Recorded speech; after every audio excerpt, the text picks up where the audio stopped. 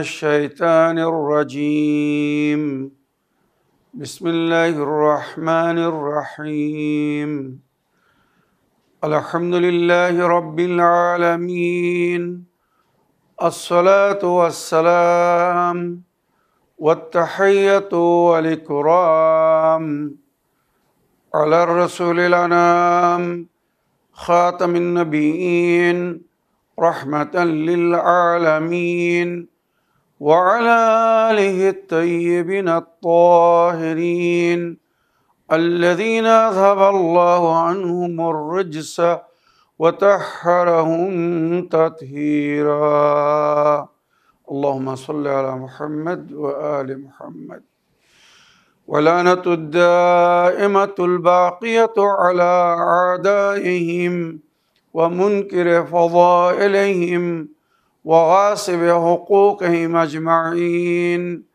من يوم عداوتهم إلى قيام يوم الدين أما بعد عباد الله أوصيكم ونفسي بتقوى الله فإن التقوى خير الزاد وبها المعاد وتنفع يوم لا ينفع فيه مال ولا بنون إلا من أتى الله بقلب سليم وصلى الله على محمد وعلى آله الطيبين الطاهرين اللهم صل على محمد وآل محمد وعجل فرجهم আমার প্রিয় দর্শক ও শ্রোতাবৃন্দ আসসালামু আলাইকুম ওয়া রাহমাতুল্লাহি ওয়া বারাকাতুহু। আজ সফর মাসের 28 তারিখ, যেদিন প্রিয় নবী হযরত মুহাম্মদ মুস্তাফা সাল্লাল্লাহু আলাইহি ওয়া আলিহি ওয়াসাল্লাম এই দুনিয়া থেকে পর্দা নিয়েছিলেন এবং ওনার বড় নাতি ইমামে হাসান আলাইহিস সালাম শাহাদাত বরণ করেছিলেন। তাই নবী করিম সাল্লাল্লাহু আলাইহি সাল্লামের ওয়াফাত এবং ইমাম হাসান আলাইহিস সালামের শাহাদাত উপলক্ষে আন্তরিক সম্বেদনা ও সহানুভূতি জানাই। আর আপনাদের সঙ্গে সঙ্গে যুগের ইমামের খেদমতে ওনার জাদ রাসূল খুদা সাল্লাল্লাহু আলাইহি ওয়াসাল্লামের ওয়াফাত বা শাহাদাত উপলক্ষে ওইরূপ ইমামে হাসান আলাইহিস সালামের শাহাদাত উপলক্ষে তাজিয়াত পেশ করছি। আমার প্রিয় দর্শক ও শ্রোতাবৃন্দ, উভয় মাসুমিনের অর্থাৎ নবী করিম সাল্লাল্লাহু আলাইহি সাল্লাম এবং ইমাম হাসান আলাইহিস সালামের সংক্ষিপ্ত জীবনী আপনাদের সামনে আমি তুলে ধরার চেষ্টা করব, যার মধ্যে আমাদের জন্যে অনেক আদর্শ বা শিক্ষা লুকিত আছে। তবে উভয় মাসুমিনের ব্যক্তিগত জীবন নিয়ে আলোচনা করার আগে নানা এবং নাতি উভয়ের মাঝখানে যে সিমিলারিটি ছিল, সমতুল্য বা ঐক্যতা ছিল কিছু বিষয়ে, আমি আগে তার জিকির করতে চাই। তারপরে উভয় মাসুমিনের ব্যক্তিগত জীবন নিয়ে আলোচনা করব সময়ের মধ্যে যতটুকু সম্ভব হবে। সর্বপ্রথম যে সিমিলারিটি পাওয়া যায় নবী করিম সাল্লাল্লাহু আলাইহি ওয়াসাল্লাম এবং ইমাম হাসান আলাইহিস সালামের মাঝখানে, সেটা হচ্ছে ওনাদের চিত্র ও চরিত্র, সুরাত ও সিরাত যাকে বলা হয়। উভয়ই দেখতে অতি সুন্দর ছিলেন। যে দেখত সে কিছুক্ষণ অবাক হয়ে তাকাতো। আল্লাহ রাব্বুল আলামিন ওনাদেরকে এত সৌন্দর্যতা দান করেছিলেন। আর ওনাদের সিরাত অর্থাৎ চরিত্রের মধ্যেও বহু বিষয়ে পরিপূর্ণ সিমিলারিটি ছিল।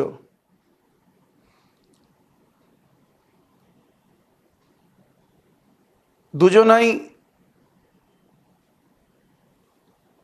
অতি সুন্দর আখলাক ও নরম মেজাজ ছিলেন। নবী করিম সাল্লাল্লাহু আলাইহি ওয়াসাল্লামের সম্পর্কে কোরআন বলেছে, ইন্নাকা লাআলা খুলুকিন আযীম, আপনি সুচরিত্রের শেষ সীমান্তে। ব্যবহার, আচরণ বা কথাবার্তা যার মাধ্যমে মানুষের পরিচয় হয়, এই সমস্ত বিষয়ে নবী করিম সাল্লাল্লাহু আলাইহি ওয়াসাল্লাম শ্রেষ্ঠ স্থানে ছিলেন। ওনার কথাবার্তা শুনে বা ওনার ব্যবহারকে দেখে মানুষ মুগ্ধ হতো। ওইরূপ ইমাম হাসান আলাইহিস সালাম শত্রুকে নিজের ব্যবহারের মাধ্যমে মিত্র করে নিতেন। ওনার জীবনে অনেক ঘটনা আছে। এজিদের বাপ শাম দেশ থেকে একজনকে পয়সা দিয়ে পাঠিয়েছিল ইমাম হাসান আলাইহিস সালামের সঙ্গে দুর্ব্যবহার করার জন্যে।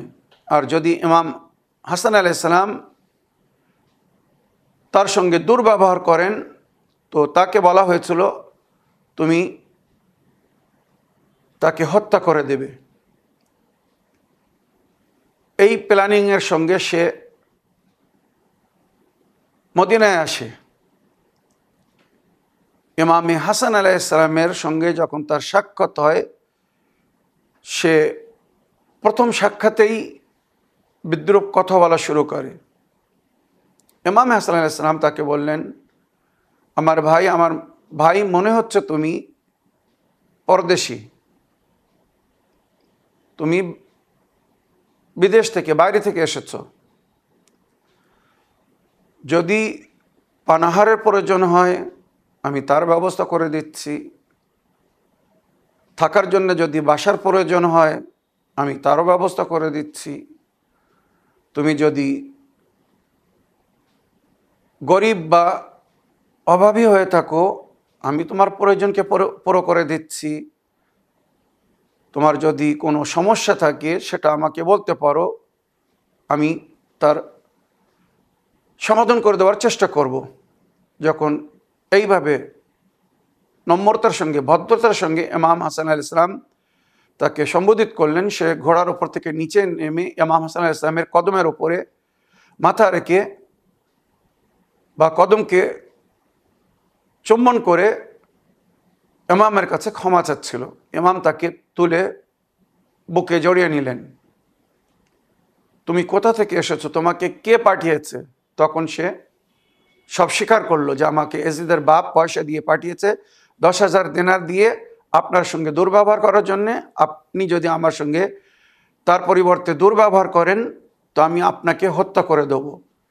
কোনো কেস হবে না, কেননা দেখানো হবে যে হাসান আমার সঙ্গে দুর্ব্যবহার করেছিল বলে আমি রাগে তাকে হত্যা করে দিয়েছি। ইমাম হাসান আলাইহিস সালাম বললেন, আমার ভাই,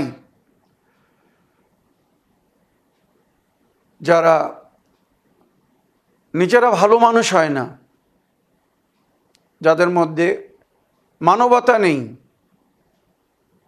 যারা মানুষ রূপে পশু, এগুলো তাদের ব্যবহার। তখন ওই ব্যক্তি বলছে, মাওলা ইমামে হাসান, আপনি যদি অনুমতি দেন আমি ফিরে গিয়ে তাকে হত্যা করে দেব, যে আপনার মতো এত নেক বান্দার সঙ্গে দুর্ব্যবহার করার জন্য বা তাকে মারার জন্য আমাকে পাঠিয়েছে। আমি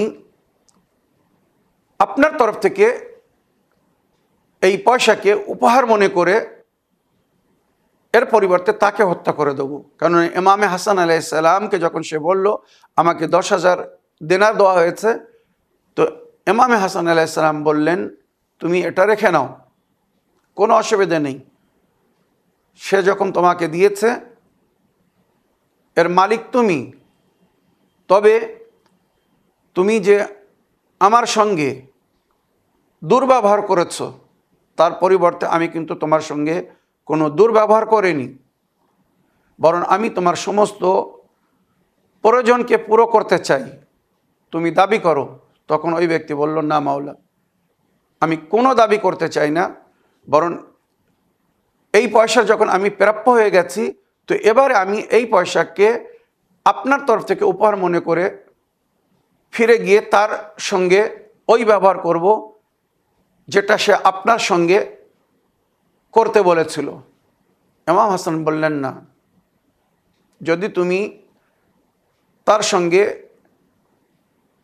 এমন বা এই ব্যবহার করো, আর সে যদি তোমার কাছে জিজ্ঞাসা করে যে তুমি এমন কেন করছো, তখন যদি তুমি বলো ইমামে হাসান আলাইহিস সালাম আমাকে আপনার সঙ্গে এই ব্যবহার করার অনুমতি দিয়েছেন, সে আমাকে ভুল বুঝবে, আর বাস্তবে তার মধ্যে আর আমার মধ্যে কোনো পার্থক্য রয়ে যাবে না। চিন্তা করুন কত সুন্দরভাবে শিক্ষা দিয়েছেন আমাদের ইমামরা আমাদেরকে। এইভাবে শত্রুকে নিজের ব্যবহারের মাধ্যমে মিত্র তৈরি করে নিতেন ইমাম হাসান আলাইহিস সালাম। ওইরূপ উভয়ের মানে ইমামে হাসান আলাইহিস সালাম এবং ওনার নানা নবী করিম সাল্লাল্লাহু আলাইহি ওয়াসাল্লামের দান খয়রাত এবং সাখাওয়াত বিখ্যাত ছিল মদিনায়। নবীর দরবারে এসে কেউ কখনো খালি হাত ফিরে যায়নি, নিরাশ হয়নি। ওইরূপ ইমাম হাসান আলাইহিস সালামের দরবারে এসে কেউ কখনো নিরাশ হয়নি বা খালি হাত ফিরে যায়নি। রওয়ায়েতে আছে ইমাম হাসান আলাইহিস সালাম বছরে 4 বার নিজের ঘরের দরজা খুলে দিতেন। বছরের যে 4টি বিশেষ মৌসুম ঋতু হিসাবে পরিবর্তন সময় হিসাবে প্রয়োজনীয় জিনিস মাওলা ইমাম হাসান আলাইহিস সালাম নিজের বাড়িতে সংগ্রহ করে মদিনার গরিব মুমিনিন ও মুমিনাতদেরকে আমন্ত্রণ জানাতেন, এসো আমার বাড়িতে প্রবেশ করো, আর যার সেই নিজের প্রয়োজনীয় জিনিস নিয়ে যাও। ঘরের দরজা খুলে ওখান থেকে চলে যেতেন, যার সেই নিজের প্রয়োজনের জিনিস ওখান থেকে নিয়ে যেত। এমন ছিলেন ইমাম হাসান আলাইহিস সালাম। ওইরূপ নবী করিম সাল্লাল্লাহু আলাইহি সাল্লামের দরবারে যখন যে এসেছে আর যেখান থেকে এসেছে, যত দূর থেকে এসেছে, নবী করিম সাল্লাল্লাহু আলাইহি সাল্লাম নিজের ক্ষমতা অনুযায়ী সকলের প্রয়োজনকে পুরো করেছিলেন। যখন ওনার কাছে থাকতো না, উনি তখন সাহাবাদেরকে বলতেন, তোমাদের মধ্যে কেউ আছে যে এই আল্লাহর বান্দার, এই মমিনের মদত করবে, এর প্রয়োজনকে পুরো করবে? নবীর আদেশে, নবীর ইচ্ছায় সবাই উঠে দাঁড়াতো। নবী, আল্লাহ আপনি আদেশ করুন, একে কি দিলে খুশি হবে?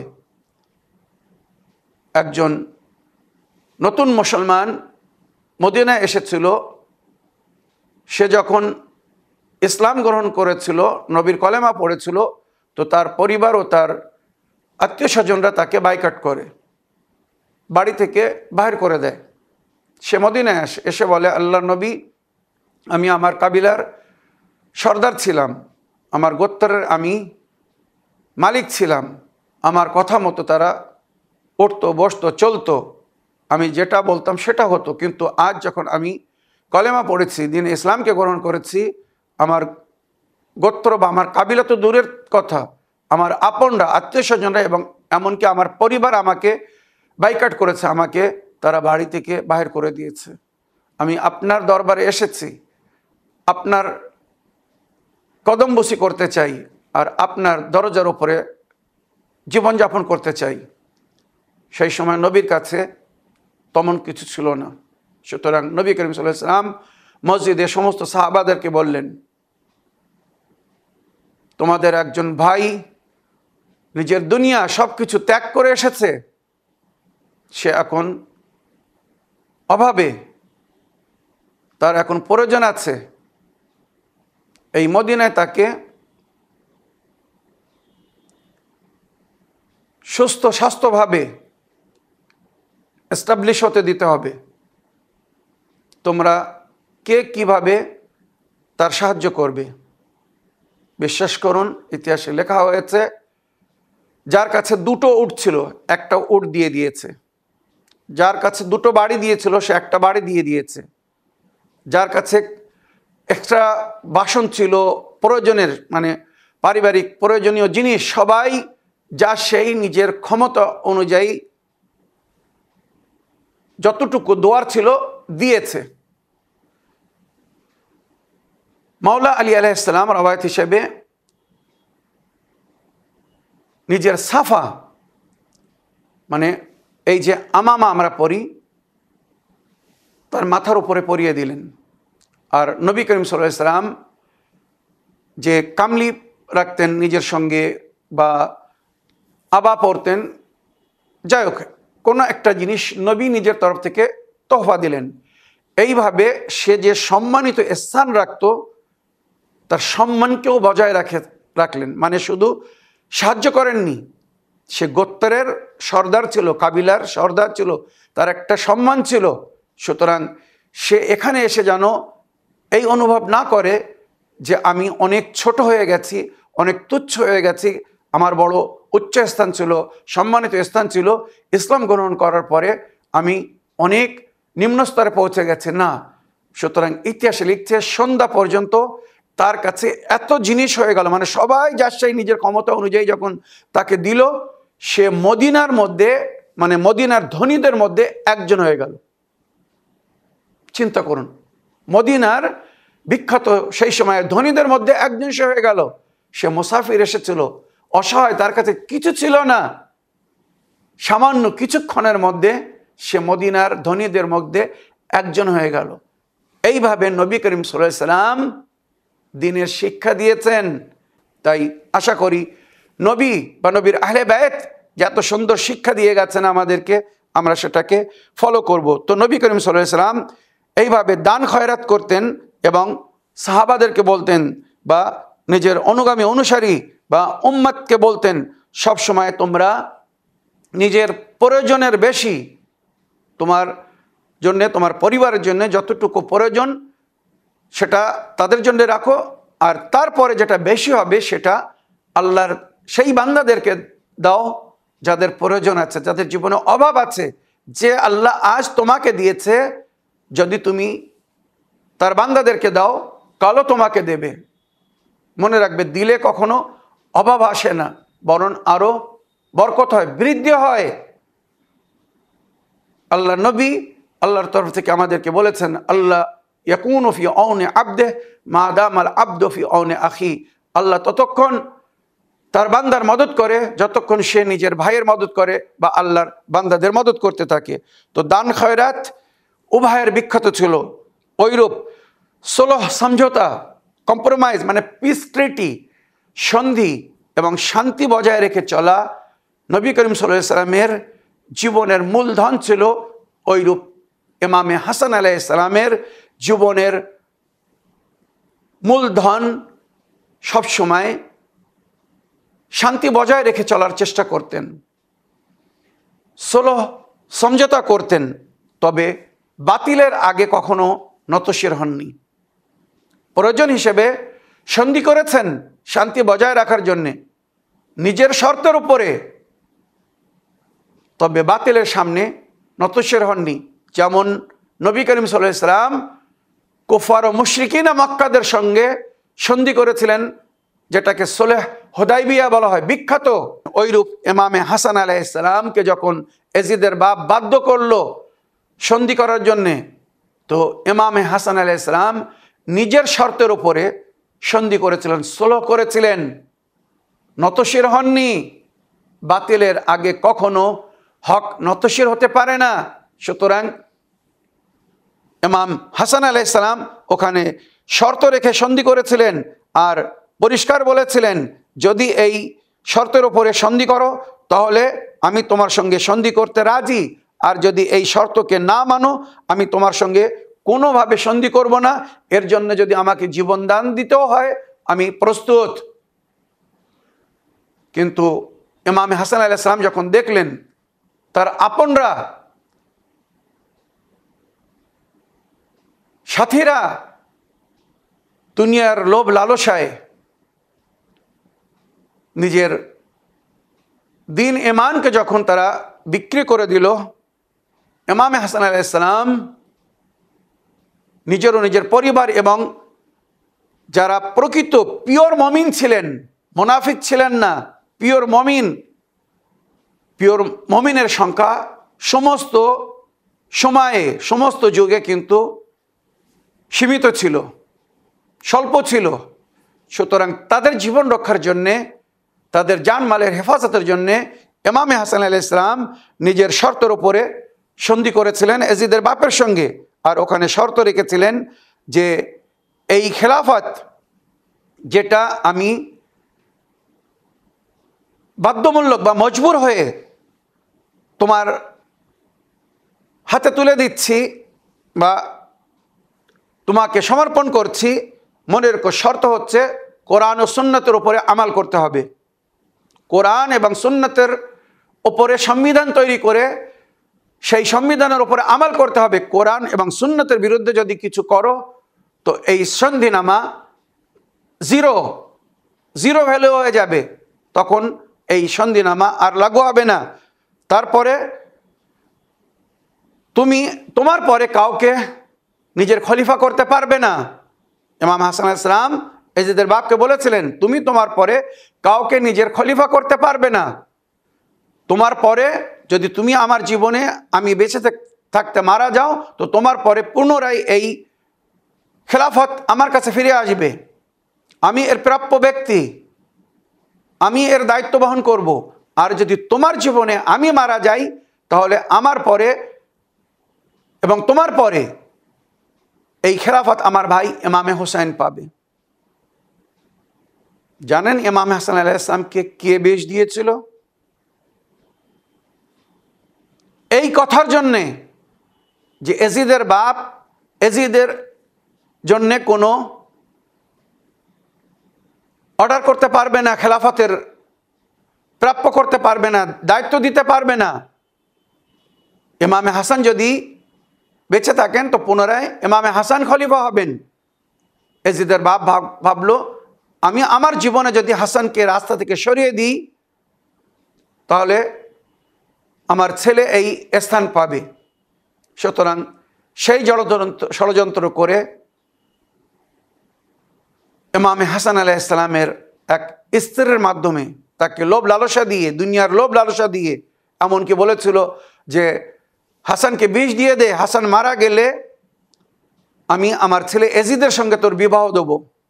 আর অনেক পয়সা দিয়েছিল, রওয়ায়াত হিসেবে, ইসলামিক হিসেবে 2 লক্ষ দিনার বা দিরহাম পাঠিয়েছিল, এটা নগদ।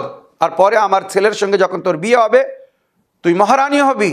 এইভাবে লোভ দিয়ে লালসা দিয়ে ওই জয়দা বিনতে আশাসের মাধ্যমে ইমাম হাসানকে বিষ দিয়েছিল, শুধু রাস্তাকে পরিষ্কার করার জন্যে, তার ছেলের রাস্তাকে পরিষ্কার করার জন্যে ইমামে হাসান আলাইহিস সালামকে বিষ দিয়েছিল।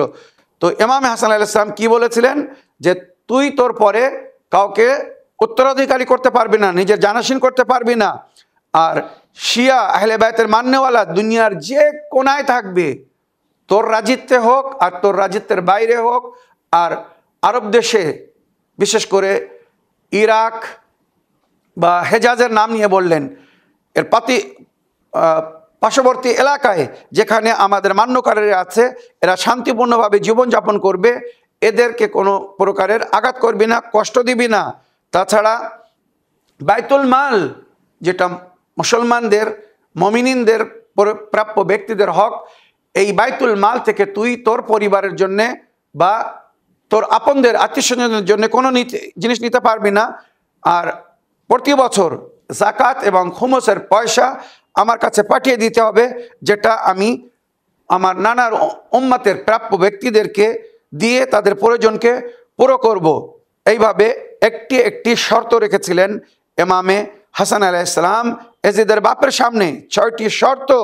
আর এই শর্ত যদি মেনে নাও তাহলে আমি সন্ধি করব, আর এই শর্ত যদি না মানো আমি কোনোভাবে তোমার সঙ্গে সন্ধি করব না। একবার ভেবে দেখুন, ইমামে হাসান আলাইহিস সালাম ভয়ভীত ছিলেন না। কিছুরা মনে করে ইমাম হাসান আলাইহিস সালাম দুর্বল ছিলেন তাই উনি সন্ধি করেছিলেন। না, যেমন নবী দুর্বল ছিলেন না, তার সত্ত্বেও কুফার ও মুশরিকিন মক্কার সঙ্গে সুলহ হুদায়বিয়া করেছিলেন, ওইরূপ ইমাম হাসান আলাইহিস সালাম দ্বীনের রক্ষার জন্যে, শরীয়তের রক্ষার জন্যে, মুসলমান উম্মার মধ্যে ঐক্যতা বজায় রাখার জন্যে, শান্তি বজায় রাখার জন্যে, মুমিনিনদের জান মালের হেফাজতের জন্যে এবং তার সঙ্গে সঙ্গে আহলে বাইত বা নিজের পরিবারের জীবন রক্ষার জন্যে সন্ধি করেছিলেন, যাতে শান্তি বজায় রাখে। নবী করিম সাল্লাল্লাহু আলাইহি ওয়াসাল্লামের জীবনের মধ্যে এবং ইমামে হাসান আলাইহিস সালামের জীবনের মধ্যে আরও যে কয়েকটি সিমিলারিটি বা ঐক্যতা আছে, একতা আছে, সেটা হচ্ছে উভয়ই নিজের অনুসারী, অনুগামী, মান্যকারীদেরকে সুন্দর নসিহত বা ওসিয়ত করে গেছেন, কিভাবে জীবন যাপন করতে হবে, কিভাবে দিনের উপরে আমাল করতে হবে, কিভাবে শান্তি বজায় রাখতে হবে, কিভাবে মানুষের সঙ্গে মিলেমিশে সমাজে সুন্দর একটি পরিবেশ তৈরি করে আদর্শ হতে হবে। কোনো ধর্মের, কোনো মাযহাবের মানুষ আপনাদেরকে দেখে যেন ঘৃণা না করে, আপনাদেরকে নিজের শত্রু মনে না করে, এমনভাবে বসবাস করবেন, এমনভাবে চলাফেরা করবেন, এমনভাবে কথাবার্তা বলবেন, এমনভাবে মানুষের সঙ্গে মেলামেশা করবেন, এমন ব্যবহার করবেন। এই তালিম ছিল নবীর এবং নবীর নাতি ইমামে হাসান আলাইহিস সালামের, যেটা ইতিহাসের মধ্যে লেখা হয়েছে। আর কি করলে ইহকাল ও পরকাল উজ্জ্বল হবে, দুনিয়া আখিরাত সুন্দর হবে, এর পথ নবী এবং নবীর আহলে বাইত যত সুন্দরভাবে আমাদেরকে দেখিয়ে গেছেন, বলে গেছেন, শিখিয়ে গেছেন, বিশ্বে কেউ এত সুন্দরভাবে গাইড করেনি। মনে রাখবেন। আর মনে রাখবেন, শেষ যে দুটি কথা বলতে চাই, উভয় মানে নবী করিম সাল্লাল্লাহু আলাইহি ওয়াসাল্লাম এবং ওনার নাতি ইমাম হাসান আলাইহিস সালামের মিত্র ও শত্রু প্রায় একই ছিল। যারা নবীকে ভালোবাসতো অন্তর থেকে, তারাই ইমামে হাসানকে বা নবীর পরে নবীর আহলে বাইতকে অন্তর থেকে ভালোবেসেছিল, ভালোবাসতো আর পাশে ছিল। যে সময় মুনাফিকরা, শত্রুরা সরে গিয়েছিল, দূরে চলে গিয়েছিল, আহলে বাইতকে ছেড়ে দিয়েছিল, সেই সময় যারা মমিন, খাঁটি মমিন, নবীর প্রিয় সাহাবারা ছিল, সত্য সাহাবারা ছিল, কোরআন ও আহলে বাইতের মান্যকারী যারা ছিল, তারা আহলে বাইতের সঙ্গে ছিল। তো তারা আহলে বাইতকে ভালোবাসতো, নবীর পরিবারকে ভালোবাসতো, নবীর নন্দনী কন্যা জনাবে জাহরাকে ভালোবাসতো, মাওলা আলীকে ভালোবাসতো, ওইরূপ ইমামে হাসানকে ভালোবাসতো। আর যারা নবীর শত্রু ছিল, নবীর জীবনে নবীর সঙ্গে চরম শত্রুতার পরিচয় দিয়েছিল, তারাই নবীর পরে নবীর আহলে বায়াতের চরম শত্রু হয়ে দাঁড়ালো। ইতিহাস সব বলে দিয়েছে। তো মনে রাখবেন, উভয়ের শত্রু সিমিলার ছিল। আর আলে আবি সুফিয়ান ছিল চরম শত্রু। নবীর জীবনের অধিকাংশ লড়াই বা যুদ্ধ তাদের সঙ্গে হয়েছিল। তারাই নবীর পরে নবীর আলের উপরে জুলুম করেছিল, যার বাস্তব প্রমাণ কারবালার ঘটনা বা ইমাম হাসান আলাইহিস সালামের শাহাদাত, মাওলা আলী আলাইহিস সালামের কাতল, হত্যা, মসজিদে নামাজের অবস্থায় মাওলা আলী আলাইহিস সালামকে যারা হত্যা করেছিল তারা কখনো মুসলমান হতে পারে না। সাধারণ অবস্থায় এক মুসলমানকে আঘাত করা জায়েজ না। নামাজের অবস্থায় সেজদায় মাওলা আলী আলাইহিস সালামকে তলোয়ার মারা হয়েছিল, ওইরূপ ইমামে হুসাইনকে আসরের নামাজের শেষ সেজদায় তীর মারা হয়েছিল, বা উনি শুকরের সেজদা করছিলেন নিজের কোরবানি পেশ করার কারণে। সেই সময় ওনার গলার উপরে খঞ্জর চালানো হয়েছিল। তো মনে রাখবেন, উভয়ের শত্রুরাও ছিল সিমিলার। আর শেষ কথা যেটা হচ্ছে, উভয়কে শহীদ করা হয়েছে, উভয়কে বিষ দিয়ে শহীদ করা হয়েছে। নবীকেও বিষ দিয়ে শহীদ করা হয়েছিল, ইমামে হাসানকেও বিষ দিয়ে শহীদ করা হয়েছিল। এটা হিস্ট্রিতে তারিখে লেখা আছে। আর উভয়ের হত্যাকারী বা যে বিষ দিয়েছিল নারী ছিল, এটাও ইতিহাস পরিষ্কার লিখেছে। নবীকে যে বিষ দিয়েছিল সেও এক নারী ছিল, ইমামে হাসানকে যে বিষ দিয়েছিল সেও এক নারী ছিল। সহিহ বুখারী বাবুত তাদাবি, মুসলিম শরীফ বাবুল মাগাজি, ওইরূপ আমার কাছে মুসলমানদের প্রায় 10টি বই, এখন আর সময় নেই, নইলে পুরো সূত্র পড়ে শোনাতাম। আপনারা জানেন, উম্মতে মুসলিমা এই সফর মাসের 25 তারিখে একটি দিন পালন করে, যেদিন নবীকে বিষ দেওয়া হয়েছিল তার 4 দিন পরে নাকি উনি মারা গিয়েছিলেন। 25 তারিখে বিষ দেওয়া হয়েছিল, 25, 26, 27, 28 তারিখে উনি মারা গিয়েছিলেন। আর আমাদের রওয়ায়াত হিসেবে, আহলে বাইতের রওয়ায়াত হিসেবে, যেটা ইমামে জাফর সাদিক আলাইহিস সালাম বলেছেন, সাদিকে আলে মোহাম্মদ বলেছেন, যে নবী করিম সাল্লাল্লাহু আলাইহি সাল্লামকে রাতের বেলা বিষ দেওয়া হলো, তার 4 ঘন্টা পরে ভোরের সময় নবী করিম সাল্লাল্লাহু আলাইহি সাল্লাম এই দুনিয়া থেকে পর্দা নিয়েছিলেন। এটা অপরিয় সত্য কথা। ইমামে হাসান আলাইহিস সালামকে যখন তার স্ত্রী বিষ দিয়েছিল, ইমামে হাসান তাকে জিজ্ঞাসা করলেন, আমি কি তোর প্রয়োজন পুরো করিনি? আমি কি তোর সুখ দুঃখের খেয়াল রাখিনি? আমি কি জীবনে কখনো তোকে কোনো কষ্ট দিয়েছিলাম? তুই কেন আমাকে বিষ দিলি? তোর কোন প্রয়োজন ছিল যেটা আমি পুরো করিনি? সে দরজার পিছনে দাঁড়িয়ে মিসমিস করে হাসছিল, কেননা তার মনে দুনিয়ার লোভ লালসা এসেছিল, পয়সা পেয়েছিল, এজিদের সঙ্গে বিয়ে করবে বলে স্বপ্ন দেখছিল, কিন্তু তার সে স্বপ্ন পুরো হয়নি। কেননা এজিদের বাপের কাছে যখন সে দাবি করলো যে আপনি ওয়াদা করেছিলেন আমি যদি ইমামে হাসানকে বিষ দিয়ে দেই তো আপনি আপনার ছেলের সঙ্গে আমার বিয়ে দিবেন, আমি আমার কাজ করে দিয়েছি, আপনি এবার আপনার ওয়াদা পুরো করুন। তখন এজিদের বাপ তাকে বলেছিল, তুই আমার কথা শুনে দুনিয়ার লোভ লালসায় পয়সায় যদি তুই হাসানের মতো মাসুম ইমামকে বিষ দিয়ে শহীদ করে দিতে পারিস, মেরে ফেলতে পারিস, তো কাল আমার ছেলেকে মারার জন্য যদি কেউ তোকে পয়সা দেয়, কোনো লোভ লালসা দেয়, তুই তাকে মেরে ফেলবি। সুতরাং মনে রাখবেন, খাসরাত দুনিয়া ওয়াল আখিরা একে বলা হয়েছে। নবী করিম সাল্লাল্লাহু আলাইহি ওয়াসাল্লামের হাদিস, তুরাহমু আলা আমওয়াতিকুম ওয়াজকুরুহুম বিল খায়র, নিজের মৃতদের উপরে রহম করো, নেকির সঙ্গে তাদেরকে স্মরণ করো। রওয়ায়াতে উল্লেখ হয়েছে, নবী বলেছেন, যখন কোনো মুসলমান মারা যাবে যত শীঘ্র সম্ভব তাকে দাফন করো। এই হচ্ছে শরীয়তের সংবিধান। ইতিহাস লিখছে, নবী করিম সাল্লাল্লাহু আলাইহি ওয়াসাল্লাম যখন মারা গিয়েছেন 3 দিন মুসলমান নবীকে দাফন করতে আসেন। ইমামে হাসান আলাইহিস সালামকে যখন কাফন পরিয়ে দাফন করার জন্য ওনার নানার কবরের পাশে নিয়ে যাওয়া হচ্ছিল, ওখানে উম্মতে মুসলিমা নিকৃষ্টরা ইমাম হাসান আলাইহিস সালামের জানাজার উপরে তীর মেরেছিল, যেখানে নবী করিম সাল্লাল্লাহু আলাইহি ওয়াসাল্লামের হাদিস সমস্ত হাদিসের বইয়ের মধ্যে লেখা হয়েছে। সমস্ত মুসলমান মুল্লা মৌলবীরা জানে যে যদি কেউ মারা যায় তো নবী বলেছেন তার শত্রুতাকে ভুলিয়ে দিও, তাকে নেকির সঙ্গে স্মরণ করো, তার সঙ্গে মারা যাওয়ার পরে যেন আর শত্রুতা দেখিও না। কিন্তু কেমন মুসলমান ছিল তারা, যারা ইমামে হাসান আলাইহিস সালামের জানাজায় তীর মেরেছিল আর ইমামে হুসাইনকে শহীদ করার পরে ঘোড়ার পায়ের নিচে ওনার লাশকে পায়মাল করে দিয়েছিল। আল্লাহর অভিশাপ হবে তাদের উপরে যারা জুলুম করেছে নবীর উপরে, নবীর পরিবারের উপরে, নবীর আহলে বাইতের উপরে। ইমাম হাসানের জানাজায় যখন তীর মারা হয়েছিল, জানাজা শরীর রক্তে রক্তাক্ত হয়েছিল, যখন বাড়ি ফিরিয়ে আনা হলো, বিবি জাইনাব নিজের ভাইয়ের জানাজার সঙ্গে জড়িয়ে ধরে কাঁদছিলেন আর বলছিলেন, এই আমার ভাইয়া আব্বাস, এই আমার ভাইয়া আব্বাস, তুমি থাকতে আমার ভাইয়ের শরীরে তীর কি করে তারা মেরেছে?